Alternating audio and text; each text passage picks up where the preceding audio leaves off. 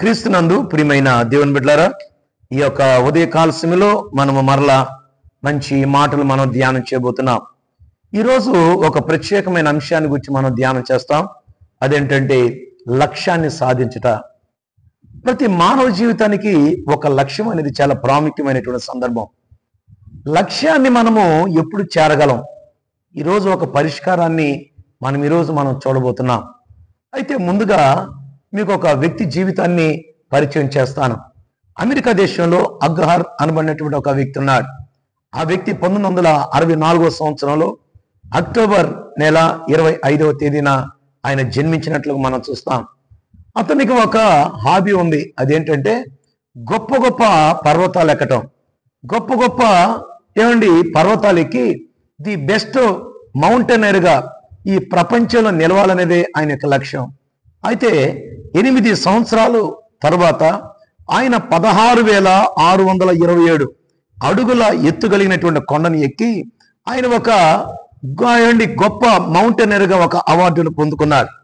అయితే క్రీస్తునందు ప్రియమైనటువంటి దేవుని బిడ్డలారా, ఒకసారి ఎత్తైనటువంటి పర్వతానికి వెళ్ళిపోయాడు.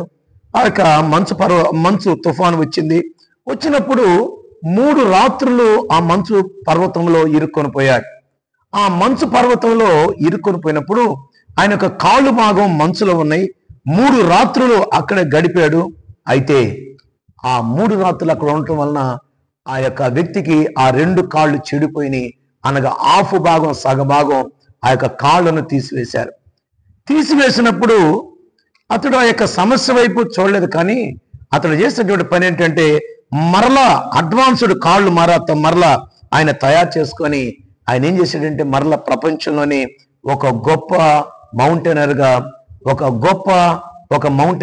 ఆయన భూలోకంలో నిలిచినట్లుగా మనం చూస్తాం.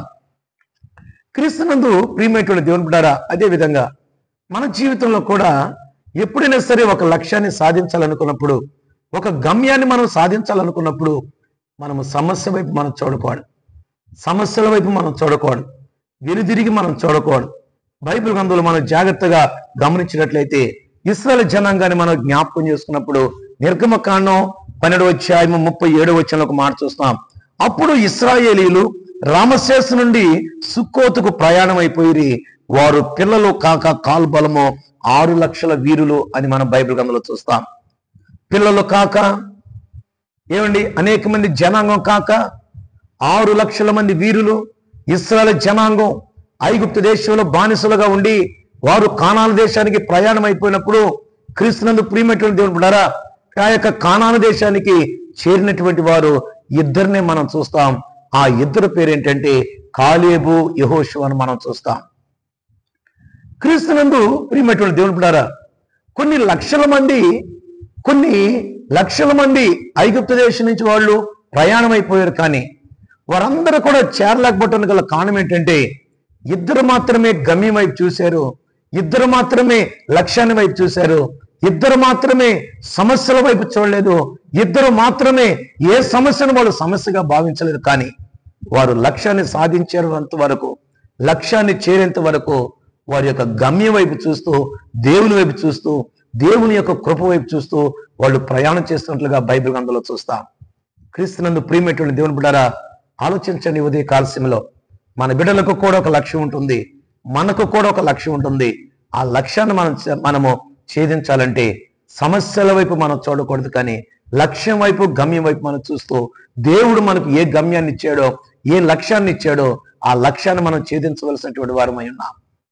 అదేవిధంగా మనము బైబిల్ గ్రంథంలో నోవాహు చరిత్రను మనం జాగ్రత్తగా చూస్తే 2వ సందర్భంలో నోవాహును మనం జాగ్రత్తగా గమనించినప్పుడు ఆదికాండము 6వ అధ్యాయము 13వ వచనాన్ని మనం జాగ్రత్తగా గమనించినప్పుడు బైబిల్ గ్రంథంలో ఒక చక్కని మాట ఇక్కడ రాయబడింది. చూడండి, ఈ మాటను మనం జ్ఞాపకం చేసుకున్నప్పుడు దేవుడు నోవాహుతో సమస్త శరీరుల మూలముగా భూమి బలత్కారముతో నిండి ఉన్నది గనక నా సన్నిధి వారి అంతము వచ్చి ఉన్నది. ఇదిగో వారిని భూమితో కూడా నాశనము చేయుదును. కానీ 14వ వచనంలో స్థితిచారపు మ్రానుతో నీ కొరకు ఓడను చేసుకునుము అని దేవుడు ఒక లక్ష్యాన్ని ఇచ్చాడు. క్రీస్తునందు ప్రియమైనటువంటి దేవుని బిడ్డలారా, ఎప్పుడైతే నోవాహుకు దేవుడు ఒక లక్ష్యాన్ని ఇచ్చాడో, దేవుడు ఎప్పుడైతే ఒక గమ్యాన్ని ఇచ్చాడో, భూలోకంలో ఉన్నటువంటి సమస్యల వైపు నోవాహు చూడలేదు. కానీ దేవుడు ఏ లక్ష్యాన్ని అయితే, ఏ గమ్యాన్ని అయితే చేరమన్నాడో ఆ లక్ష్యం వైపు చూస్తూ క్రీస్తునందు ప్రియమైనటువంటి దేవుని బిడ్డలారా, ఆ ఆదికాండము 6వ అధ్యాయము 22వ వచనానికి వచ్చేసరికి ఆ నోవాహు అట్లు చేసెను, దేవుడు అతనికి ఆజ్ఞాపించిన ప్రకారము యావత్తు చేసెను. క్రీస్తునందు ప్రియమైనటువంటి దేవుని బిడ్డలారా, దేవుడి యొక్క ఓడను తయారు చేయటానికి ఏమండి దాదాపుగా వందలు అనగా ఒక ఏమండి అప్రాక్సిమేట్లుగా 120 ఏండ్లు పట్టినప్పుడు 125 ఏండ్లో ఎన్నో సమస్యలు వచ్చినాయి. కానీ సమస్యల వైపు నోవాహు చూడలేదు. దేవుడు భూలోకంలో చూచినప్పుడు అది చెడిపోయి ఉన్నటువంటి కాలంలో, భ్రష్టు పట్టి ఉన్నటువంటి కాలంలో, దేవుని సన్నిధిలో చెడిపోయినటువంటి కాలంలో మనుషుల యొక్క పరిస్థితులు, ప్రభావము, వారి యొక్క స్థితిగతులు ఏమండి వేరుగా ఉన్నప్పటికీ సమస్యల వైపు నోవాహు చూడలేదు. కానీ దేవుడు ఏ గమ్యాన్ని అయితే ఇచ్చాడో, ఏ లక్ష్యాన్ని అయితే ఇచ్చాడో ఆ లక్ష్యం వైపు చూస్తూ ఈ యొక్క నోవాహు ఏం చేశాడంటే తన లక్ష్యాన్ని, తన గమ్యాన్ని చేరాడు. కాబట్టి భూలోకంలో నోవాహు ఒక్క కుటుంబం మాత్రమే రక్షింపబడినట్లుగా బైబిల్ గ్రంథంలో చూస్తాం. క్రీస్తునందు ప్రియమైనటువంటి దేవుని బిడ్డలారా, అదేవిధంగా మనము 3వ వ్యక్తిని మనం జాగ్రత్తగా గమనించినప్పుడు అబ్రహాము జీవితం నుంచి కొన్ని పాఠాలు మనం చూస్తే దేవుడు ఒక లక్ష్యాన్ని ఇచ్చాడు. ఆదికాండము 12వ అధ్యాయం మొట్టమొదటి వచనం అంటాడు, యెహోవా నీవు లేచి నీ దేశము నుండి, నీ బంధువుల యొద్ద నుండి, నీ తండ్రి ఇంటి నుండి బయలుదేరి నేను నీకు చూపించు దేశమునకు వెళ్ళుము. అబ్రహాము, నేను నిన్ను ఆశీర్వదిస్తాను, నిన్ను దీవిస్తాను, నీ నామాన్ని నేను గొప్ప చేస్తాను. అయితే నువ్వు చేయవలసినటువంటి పని ఏంటంటే నేను చూపించేటువంటి ప్రాంతానికి, నేను ఏ గమ్యాన్ని అయితే నీకు ఇచ్చానో, ఏ లక్ష్యాన్ని అయితే నీకు ఇచ్చానో, ఏ ప్రాంతాన్ని అయితే నీకు ఇచ్చానో, ఏ జనుల మధ్య నేను జీవించాలనుకుంటున్నానో ఆ యొక్క ప్రాంతంలో జీవించాలని దేవుడు ఒక లక్ష్యాన్ని, ఒక గమ్యాన్ని ఇచ్చినప్పుడు ఆ గమ్యాన్ని చేరాడు, లక్ష్యాన్ని చేరాడు. బైబిల్ గ్రంథంలో ఏమండి ఆదికాండంలో ఒక చక్కని మాట చూస్తాం. అదేంటంటే ఆదికాండం 24వ అధ్యాయము మొట్టమొదటి వచనంలో మనం చూస్తే ఆ అబ్రహాము బహుకాలము గడిచిన వృద్ధుడై ఉండెను, అన్ని విషయములలోనూ యెహోవా అబ్రహామును ఆశీర్వదించెను. ఇంతటి గొప్ప ఆశీర్వాదం సంపాదించుకుంటే గల కారణం, ఇంతటి గొప్ప దీవెన అబ్రహాము సంపాదించుకున్నట్టు గల కారణం, దేవుడు ఇచ్చినటువంటి గమ్యాన్ని, దేవుడు ఇచ్చినటువంటి లక్ష్యాన్ని ఆయన చేర్చబడ్డాడంటే ఆయన చేర్చబడటానికి గల కారణం ఏంటో తెలుసా? సమస్యల వైపు చూడలేదు. మన జీవితంలో కూడా సమస్యల వైపు చూడకూడదు, పరిస్థితుల వైపు చూడకూడదు, లోకం వైపు చూడకూడదు. మనం దేవుని వైపు చూస్తూ దేవుడు మనకి ఏ గమ్యం ఇచ్చాడో, ఏ లక్ష్యాన్ని ఇచ్చాడో ఆ లక్ష్యాన్ని మనం చేరవలసిన ఆవశ్యకత ఉంది. దేవుడు మనకిచ్చినటువంటి లక్ష్యం ఏంటి, దేవుడు మనకిచ్చినటువంటి గమ్యం ఏంటి, ఆ గమ్యాన్ని చివరిగా మనం జ్ఞాపకం చేసుకుందాం. హెబ్రీయులకు రాసినటువంటి పత్రిక, దేవుని పరిశుద్ధ గ్రంథంలో నుంచి హెబ్రీయులకు రాసినటువంటి పత్రికలో మనం జాగ్రత్త చూస్తే 11వ అధ్యాయములో ఒక చక్కని మాటను మనం చూడగలం. 11వ అధ్యాయము 10వ వచనాన్ని మనం చూస్తాం. ఏలయనగా దేవుడు దేనికి శిల్పియు నిర్మాణకుడై ఉన్నాడు, పునాదులు కలిగిన ఆ పట్టణము కొరకు అబ్రహాము ఎదురు చూచుచుండెను. క్రీస్తునందు ప్రియమైనటువంటి దేవుని బిడ్డలారా, అబ్రహాము తన యొక్క లక్ష్యాన్ని గ్రహించాడు. అబ్రహాము తన యొక్క గమ్యాన్ని ఆయన తెలుసుకున్నాడు. కాబట్టి సమస్యల వైపు చూడలేదు, పరిస్థితుల వైపు చూడలేదు. కానీ అబ్రహాము తన లక్ష్యాన్ని జ్ఞాపకం చేసుకుంటున్నాడు. ఆ లక్ష్యం ఏంటో తెలుసా? దేవుడు దేనికి శిల్పియు నిర్మాణకుడై ఉన్నాడు, పునాదులు కలిగిన పట్టణం కోసం ఆయన ఎదురు చూస్తూ ఉన్నాడు. కాబట్టి క్రీస్తునందు ప్రియమైనటువంటి దేవుని బిడ్డలారా, మన జీవితంలో మనకు కూడా కొన్ని లక్ష్యాలు ఉంటాయి, మనకు కూడా కొన్ని గమ్యాలు ఉంటాయి.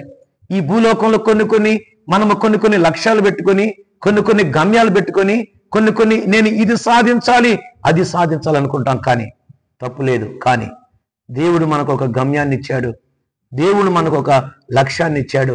ఆ లక్ష్యం ఏంటో తెలుసా? అబ్రహాము జ్ఞాపకం చేస్తున్నాడు, దేవుడు దేనికి శిల్పియు నిర్మాణకుడై ఉన్నాడు, పునాదులు కలిగిన ఆ పట్టణం కోసం మనం ఎదురు చూడాలి, ఆ పట్టణానికి మనం చేరేటువంటి వారికి ఉండాలి. కాబట్టి క్రీస్తునందు ప్రియమైనటువంటి దేవుని బిడ్డలారా, మన జీవితంలో కూడా పరిస్థితులు, లోకం వైపు, ఈ స్థితిగతిలో మనం చూడకుండా దేవుడు ఇచ్చినటువంటి గమ్యాన్ని చేరి దేవుని యొక్క కృపలో మనం కూడా 30 60 100 వర్ధిల్లింపబడేటువంటి వారికి ఉండాలని హృదయపూర్వకంగా కోరుకుంటూ కొద్ది మాటలు ముగిస్తూ ఉన్నాను. చిన్న ప్రార్థన చేసుకుందాం. స్తుతికి కారణభూతుడా మీకు వందనాలు. ప్రేమ నమ్మకం కలిగిన మా తండ్రి మీకు వందనాలు. విత్తబడిన మాటలు వ్యర్థంగా పోకూడదు నాయన. మానవ జీవితానికి కలిగినటువంటి మాకు తండ్రి ఒక లక్ష్యాన్ని ఇచ్చారు నాయన, ఒక గమ్యాన్ని ఇచ్చారు తండ్రి. నాయన అబ్రహాము నాయన జ్ఞాపకం చేసినట్లుగా దేవుడు దేనికి శిల్పియు నిర్మాణకుడు ఉన్నాడు, ఆ పునాదులు కలిగినటువంటి పట్టణం కోసం మేము కూడా నాయన ఎదురు చూస్తూ ఆ గమ్యాన్ని ఆ లక్ష్యాన్ని సాధించేటువంటి గొప్ప కృప దయచేయమని ఈ మాటలు వినుచున్నటువంటి నిబిడ్డలు నాయన ప్రభు నాయన ఈ మాటల చేత ఆదరింపబడి ఈ మాటలు దీవెనకరంగా కృప దయచేయమని మీరు ఇచ్చిన కృపను బట్టి మీకు వందనాలు చెల్లిస్తూ మా ప్రభువైన యేసుక్రీస్తు నామమున అడిగి వేడుకుంటున్నాం మా తండ్రి, ఆమెన్. మన పరమ తండ్రి అయిన దేవుని ప్రేమయు, కుమారుడైన యేసుక్రీస్తు కృపయు, పరిశుద్ధాత్మని యొక్క అన్యోన్య సహవాసము సన్నిధానం ఇక్కడ చేరిన ప్రతి బిడ్డకును ప్రతి కుటుంబానికి ఈ మాటలు వినుచున్నటువంటి బిడ్డలకు సర్వకాలం సదాకాలం మీ కృపతోడయుండి మీ బిడ్డలను నడిపించునుగాక. ఆమెన్.